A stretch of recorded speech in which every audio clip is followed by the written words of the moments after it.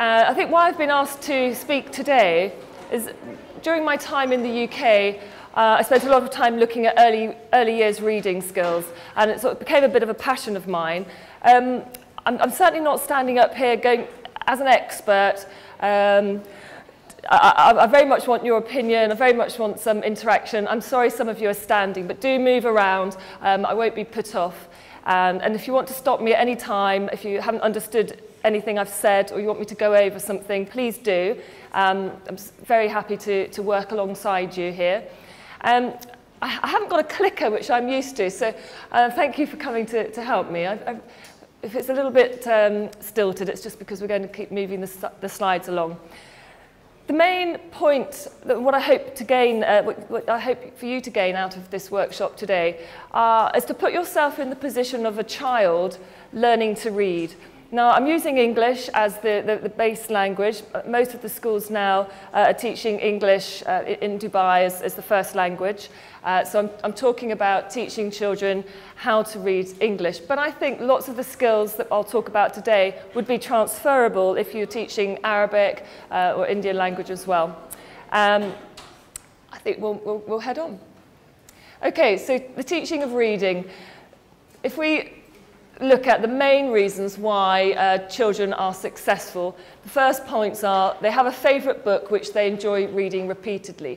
Those of you that have children of your own will know that a child picks a book and they stay with that book a really long time. And as parents, we say, you know, can you not choose another book? You know, I'm a bit bored of that one. But actually, it's a really good part of a child's development that they have made a communication and they've made a link with that book. So don't worry about it. It's a really good step. They're able to recite nursery rhymes. Now, nursery rhymes in the UK were a very traditional method for children to learn how to read. And that's because the brain, which we'll get onto a bit later, has a lot of synaptic connections that need to be made. When the child's born, they have neurons in their brain. And they fire off these connectors. And these connectors get formed through experience. So the early years, as you all know, is the most crucial stage. We know that. But by hearing nursery rhymes, repeated sounds, those synaptic connectors strengthen. And we are losing song and sound in this technological world. That's another lecture that I could go on about, the fact that we use iPads now to control our children. You know, they're used like as a childminder. We don't communicate with our children anymore. We don't sit with them at meal times in the same way. And that's not strengthening children's abilities to read later on because they haven't gained the... Oh, is that a clicker? Is that clicked in? If you could set it up, that'd be great. They haven't listened to nursery rhymes. They haven't picked up that ball and fall sound the same. And language is the first point to learning to read. They have experience of book language. So this is the once upon a time, one day, suddenly, and finally. They start to understand a sequence of a story. And I call it my handy hand. So when I'm teaching children about a story, or even later on about writing, I talk about the hand and thinking that the little finger is the starting point, and the thumb is the ending point, and the big finger is that middle part of telling a story. So you're talking about starting off the one days to where the adventure and the plot is going to be. Thank you. And then how is it going to be resolved? And what the finale is, how does it all finish? Should we just stop and get some more chairs in? All right. So children aged 3, successful readers start to have those skills in place. Okay. You'll all be aware of these approaches to reading. phonics, it was very, very big in the UK. There was a report called the Rose Report that came out, and suddenly everybody had to speak, everyone had to teach phonics. Not only that, children in year 1 were assessed on their phonics skills. It became very, very big. I'm a firm believer that phonics is a very good approach to learning to read. It's not the only approach, but I think certainly there should be a strong phonics package within your schools. My favourite at the moment is called Read, Write, Inc. So RWI, Read, Write, Inc. It's a very up-to-date phonics program, and it goes right through from age 3 to about age 8, which is perfect for a country like Dubai because you have so many children coming in at different levels. It's been a learning curve for me, seeing children that maybe are in year 1 who haven't had an early years sort of phonics-based program in place. And it's not too late with Read, Write, Inc. phonics. It's a great package. So I would say certainly make sure that phonics forms a big part of your early years. But don't forget, a lot of the children will learn words through their memory. Children have a memory at the back of their mind. And things like elephant, children learn that word, they spot it. When you read those favourite books, they'll recognise the word elephant, even though it's not phonetic, because it's one of those words that has a unique shape to it. So children will look for visual clues, they'll look for context as well in the pictures, so they'll be able to relate.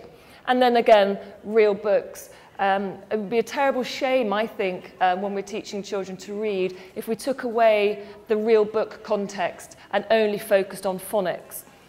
And when I've watched lessons, teachers are very keen to demonstrate that they have a thorough phonics session going forward, but I miss some of those really wonderful stories, the fairy tales, where so much rich learning can be taken from. So I think we've got to get that balance right. And with timetabling, certainly with other languages also needing to be taught, it's very difficult to get 5 phonics lessons a week in, plus extra time for really good quality literature work.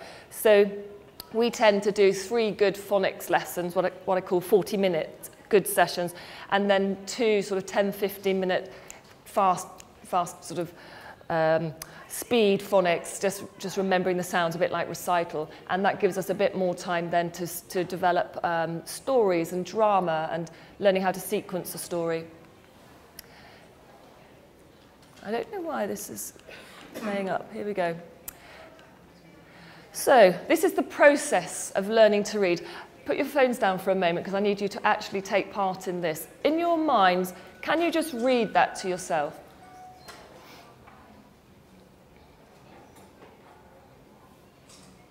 Probably finished it by now, yeah?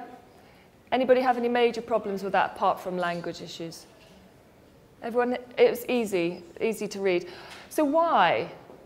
I need some participation. Why was that easy for you to read?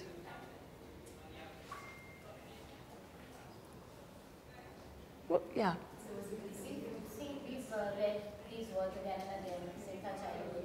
Yes. And we don't need to, like children, we don't need to blend right now because we've seen these words again and again. We know how they're pronounced. Yeah, absolutely, thank you. You know them, you're not sounding them out, you're not breaking and stopping at every point. You think, up, sauntered, great. You're making connections, you're thinking dog, oh right, you know, shaggy brown hair, wagging tail. You're experienced readers. Children are not, and we forget that sometimes. You've put together in maybe 3 or 4 seconds all the skills that you learn, that you've learned, and it's like driving a car, isn't it? You can just do it. And then we probably should focus a little bit more, I think, especially in Dubai, about driving. But you're not focusing so much on that. Have a go at this one.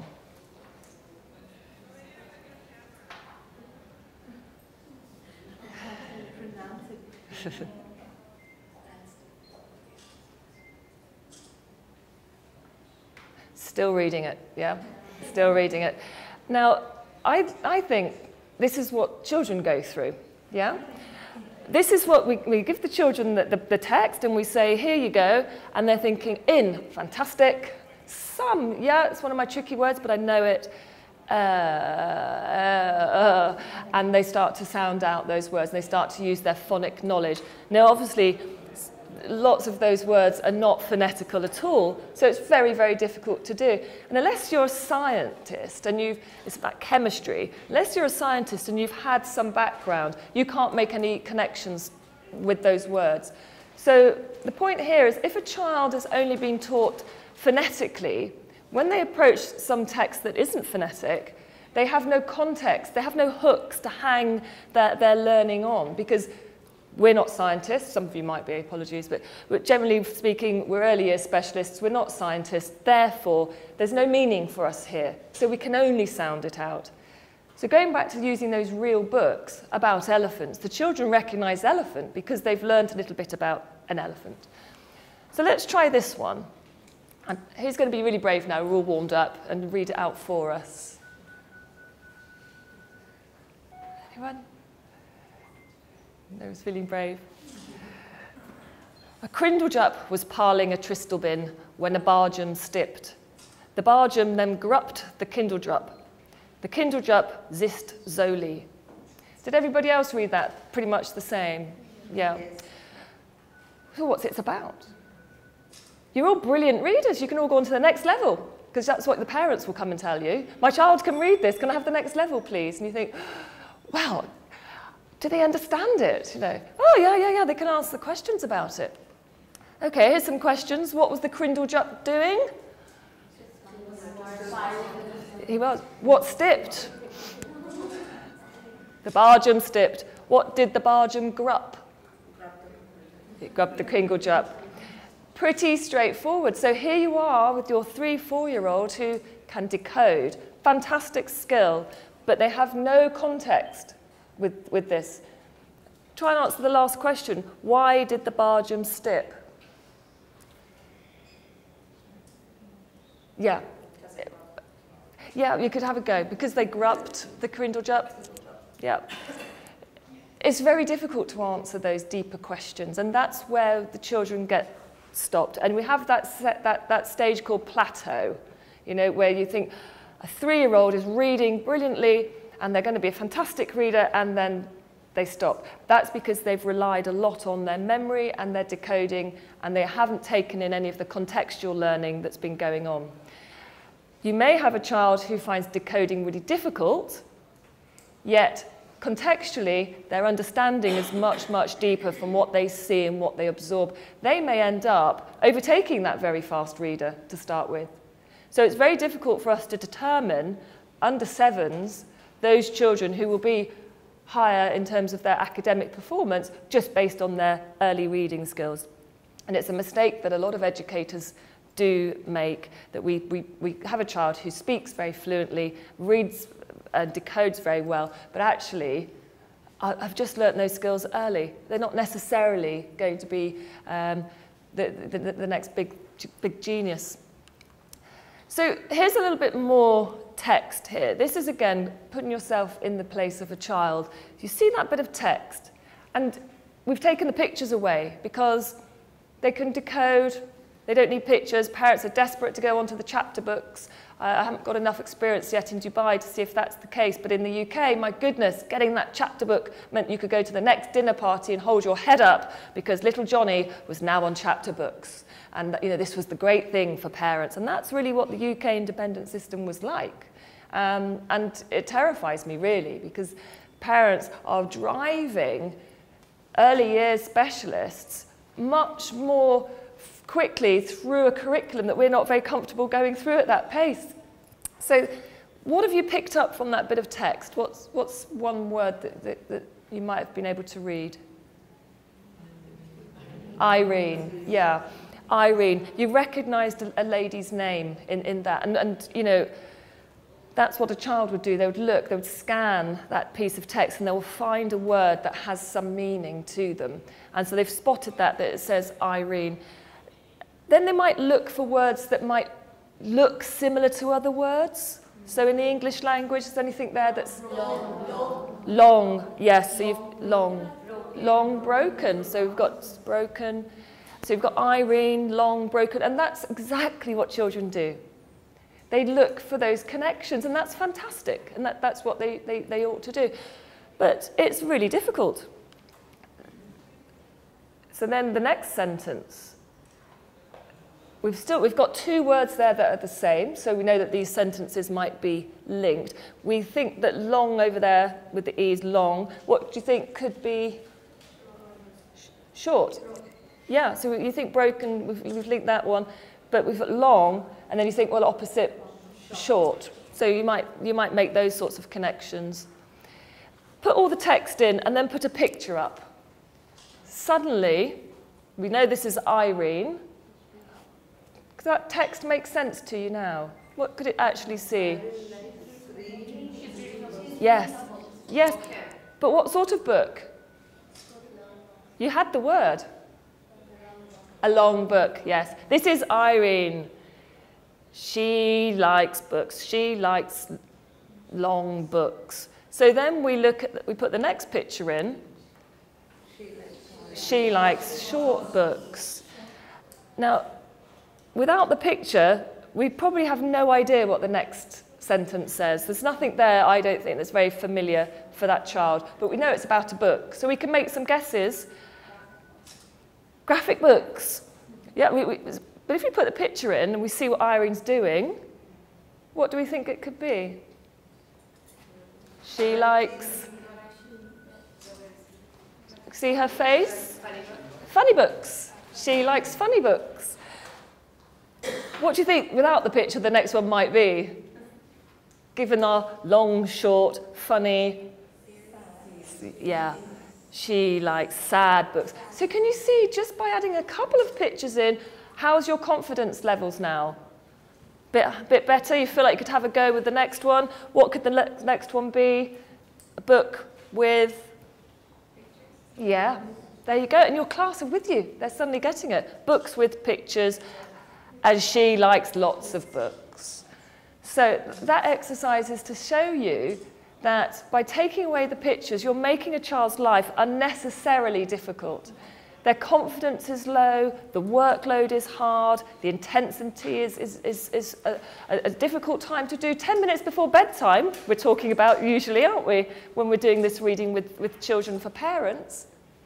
So my point is, be fair to the children. Take your time, put the pictures back in. A little bit of theory. I think most of you will have had this, but it's a very good basis to remember.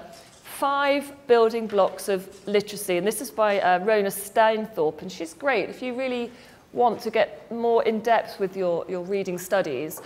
We start off with the phonological awareness, and we really do. I mean, children pick up that M for McDonald's, and that's one of their first bits of phonics, and muff and mother, and then their initial name. Then you have the ornographic patterns. That's your elephant words. Those are the words that look like things that the children can remember, those words that are not phonetic. Sight words, yes, yeah. Sight words, tricky words. I think I've heard them called red words as opposed to green words that are phonetical. But yeah, certainly we have to keep teaching those. In the UK, there used to be like a bank of 100 words, tricky words that we would have to teach the children alongside. And you do need to teach them. They're not phonetic and they're going to come up a lot. So if we look... The orthographic, actually, yeah, that's turning language from speaking into understanding that there's a letter that relates to it. So you've got a spelling pattern. So I'm thinking, if you know that us makes bus, that then you relate that to a letter, so that then the child is able to move on to writing that letter down. And then the mental grapheme is the pictures of words in our heads. So to be adequate at word level literacy, we must be aware of both of these aspects of the ornographic knowledge. So there's a lot about having memory. And I think what's quite difficult is that about 20% now of any population of under 7s will have visual processing difficulties. Some of those will potentially end up as dyslexic children. Some will just have a slower processing. And it's worth just doing a little bit of research yourselves on visual processing, because 20% of our children will struggle. It doesn't mean that they're going to be unconfident readers moving forward, but it just means that their mental grapheme is working at a slower progress.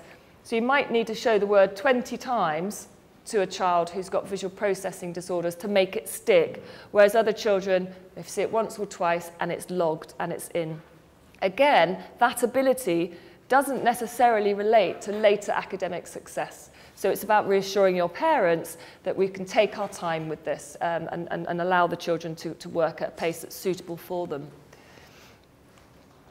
So we've talked about, yes, so mental graphemic, again, we've talked a little bit about this, but where you've got those phonics, like bucket, and children needing to have the pictures with the words, that's really old school learning, but it really works. So those matching games that you would have with a word and then the bucket, those gaining the children's mental pictures is very, very good. By this, I think semantic awareness, by now you're probably going into year 2 work, so it's kind of out of early years, but children would need to know then we've got homophones, which are very tricky.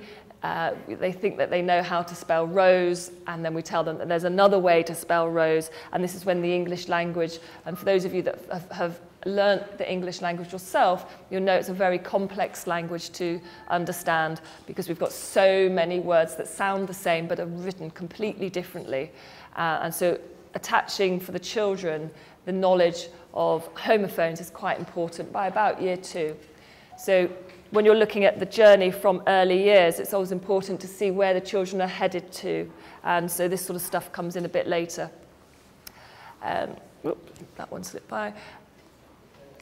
Right.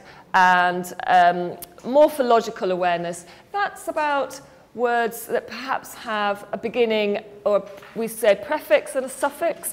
So a root word, you might have growing, so grow would be your root, and ing would be your suffix. So it's about teaching children that you can add beginnings like un to undressed and ed for dressed. So it's about adding those extra bits, prefixes and suffixes onto words. And again, like magic, becoming magician. Okay.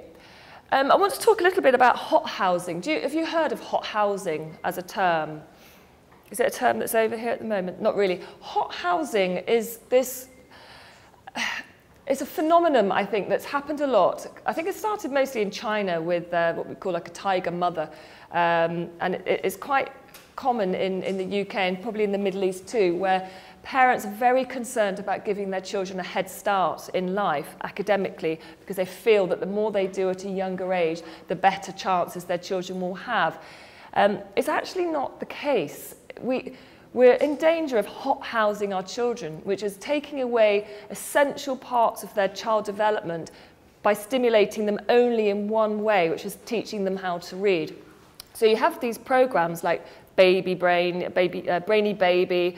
There's all sorts of these programs for the iPad, for computers, they're on TV, and they're all designed to hot house younger children. So you'll have parents that will come and say, well, my child can read. Well, they probably can in a very linear sense because they've been involved in these sorts of programs. But hot housing has actually been found to impede a child's normal development. So as early years specialists, you'll understand that by spending all the time focusing on an iPad learning or an individual tool, you're actually going to take away a child's ability to play, to communicate, to socialize, to work collaboratively with their peers. And it's actually those skills that are the most important things that parents and teachers can do for children between the ages of 2 and 3, not sort the phonics out. That can happen when they come into a word-rich environment.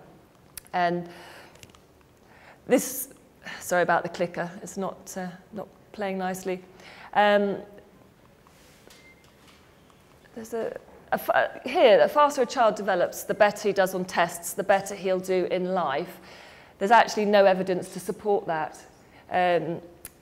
I did an awful lot of research into early learning and whether or not children who have a very intense experience at 2 and 3 to see whether or not they were the best readers and the most academic children at 7 and 8. And there is no causal link. There's no reliable evidence that can suggest that. But I'm an advocate for early reading, and that's what I suggest, that children do need to start their reading process. But it's a slow process as those building blocks develop. Between the ages of 3 and 7 is a really brilliant time to teach children how to read. And I think any earlier than that, some children are going to do that naturally, and that's absolutely fine. Children will crawl at different rates. Some children will pick up reading at different rates. But as an average cohort of children, we've got to stop parents hothousing them too early. This particular scheme, Baby Einstein, was released by Disney, and what was fantastic about this is the researchers, a set of really independent researchers from the UK, found that this sort of program actually does more harm than good for children. So if you're looking at this here, the Disney refund for Baby Einstein DVDs, Disney had to give back all the money to anybody who wanted it, who'd purchased these sorts of schemes, because researchers said you're actually going to impede children's development. You might make them better at phonics, they might have better recognition than another child of 2.5, but that's not what they should be doing. And these were withdrawn. So just be mindful when parents I would be cautious about giving advice to parents about using these sorts of schemes, that's all I'd say. So the reason being, the research tells us, this lady here, the learning brain, Sarah Jane Blakemore, is absolute, she's sort of my inspiration. She's a great professor from the UK. If you can get your hands on that book, if you're in early years, fantastic. She is one of the most knowledgeable people I know. She's a neuroscientist, but what she's done very cleverly is she's been able to start researching the brain, children's brains, live children we're talking about here as opposed to experimentally. And she's been able to really reassure early years specialists that we are getting it right. We don't need to rush. By 12 months, children move from sounds to words in vocabulary. By 18 months to 2 years old, the average vocabulary is around 20 to 50 words. At 5 years old, the average vocabulary of a child is 2,000 words, regardless of intervention. So this is your average child. In whatever country, regardless of it, there's a normal child, not a deprived child, not a child who's not been in a good environment, but a standard child across the globe will have a vocabulary of 2,000 words, whether or not they have been hothoused. And that just gives me real confidence to say, slow down. These children are picking it up. As long as you're talking to them as teachers and the parents are talking to them and communicating with them, they're going to have this average vocabulary of 2,000 words. And that's what we want them to have. Excuse me, can I Yeah. ask a really- Yes. I just want to go back on housing. Yes. I just want more clarity on that. How to differentiate between just providing opportunities and between housing. Housing is what Yes. I understood is giving them exposure to things when they've not reached that level. Yes, right? absolutely. But don't we just expose them to things if they catch up, because children are different levels. If a 2-year-old child can read, but unless housing is only for these programs, or in my house, can I just expose my child at 2-year-old to big things? He might get it, he might not get it. It depends what your outcome is. Depends what you're hoping for. If you're hoping for your child just to be an early reader, there's no reason why you can't do that. But I'd question why you would want that for your child at that age, because I would say play, get a tent, get a pop-up tent, go inside it, tell a story together, rather than work on a laptop or an iPad or a book. It's just about the method. Yeah. I think it's about the method. Yeah, and have friends over, the play date.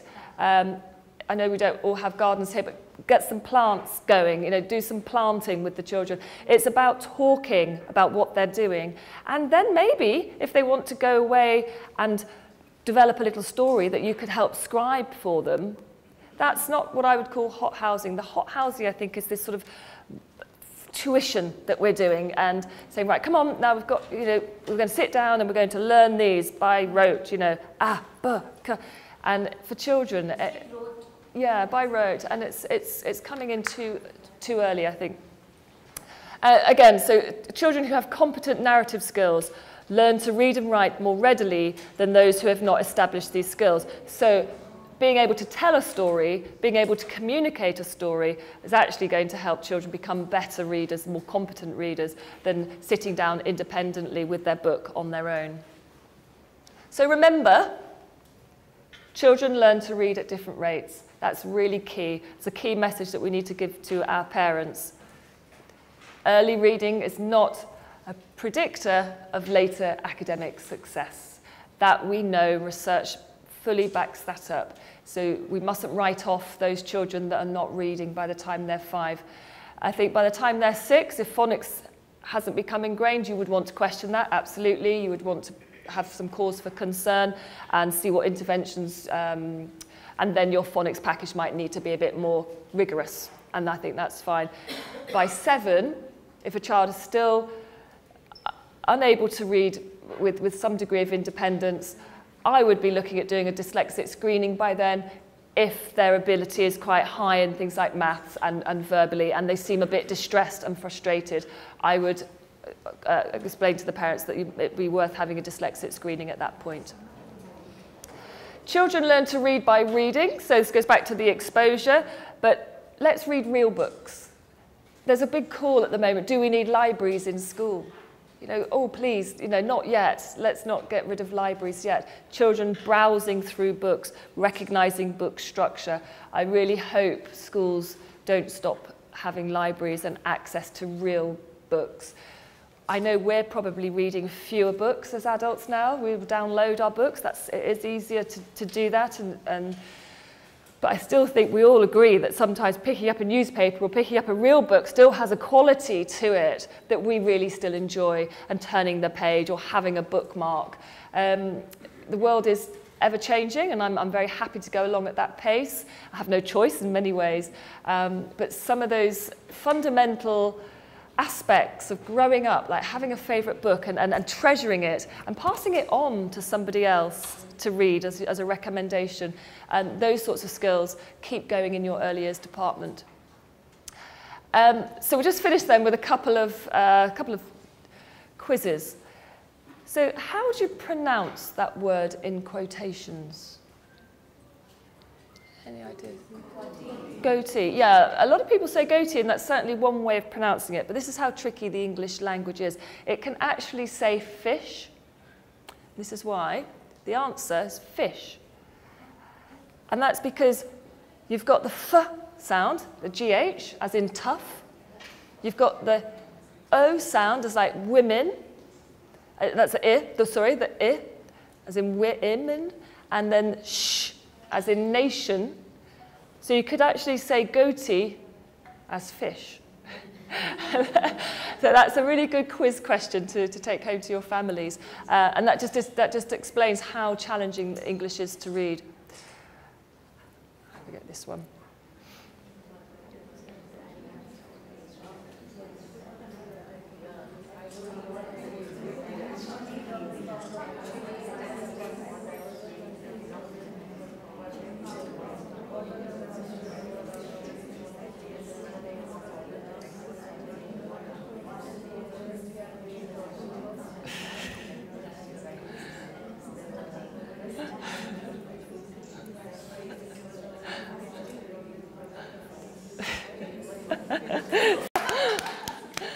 And that, you know, the point is that's how accomplished your brain is now, and that's where we want the children to get to, where actually it doesn't matter now where we put those words, because they can read, you know, as long as you've got those key letters in key places, the rest your brain can fill in because it's experience. But our children aren't there yet, and it is a process, and it's quite a long process. So enjoy teaching your children to read.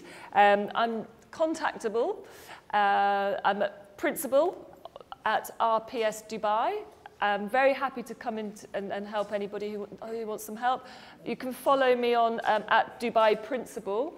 Again, I often put tweets on there and links to good articles and things like that that I've read. So always happy to help. And thank you for being such a lovely, warm audience. It's really lovely to meet you all, and good luck with all your early years reading. So thank you. Thank you.